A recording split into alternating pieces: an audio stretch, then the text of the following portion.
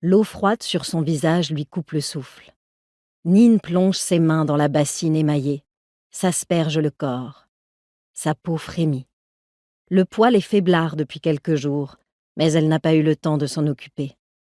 Elle se frictionne avec une serviette, enfile sa lingerie, puis attrape un chemisier. Sa jupe trop lâche, la veste sombre du tailleur. D'un geste vif, elle tire le rideau qui occulte la fenêtre de sa chambre.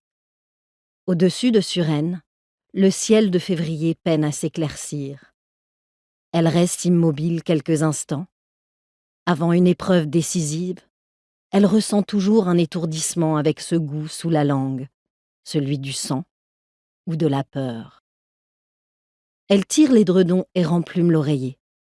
Un lit défait, c'est une invitation au désordre, et Nin Dupré n'aime pas le désordre. Elle l'a côtoyé de trop près, trop jeune. Désormais, elle a ses astuces pour le tenir à distance.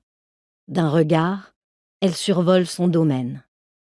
Les traités de chimie sur l'étagère, les carnets et les crayons de couleur alignés sur le bureau, la coiffeuse sur laquelle s'empilent fards, poudriers et bâtons de rouge, alors qu'elle aime garder son visage nu, sans artifice.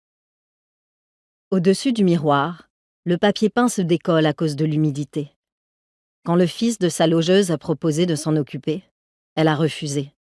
Elle ne veut pas de cet homme dans sa chambre. Elle décroche la blouse blanche de la patère, l'armure qui la rend transparente. Grâce à ce vêtement, elle n'est plus qu'une parmi d'autres, et cet anonymat ne lui déplaît pas.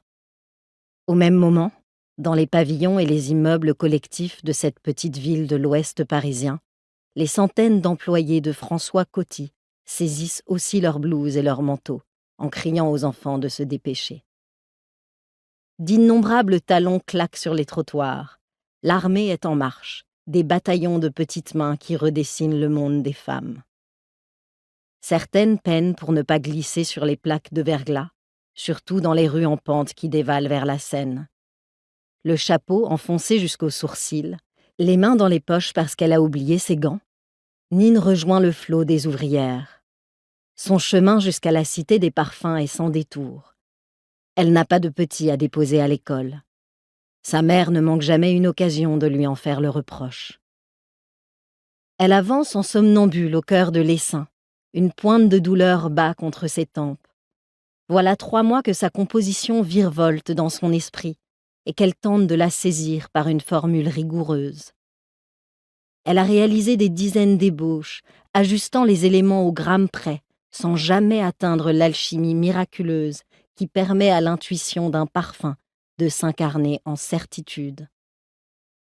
Sa dernière tentative repose au laboratoire depuis plusieurs jours, le temps de laisser les molécules s'apprivoiser. Trouvera-t-elle encore ce matin ces fausses notes qui la désespèrent? En apprenant qu'elle aurait l'honneur de représenter la maison Coty au concours des jeunes parfumeurs de la Foire internationale de Lyon, elle avait été emplie de fierté. Un cadeau empoisonné, pense-t-elle à présent.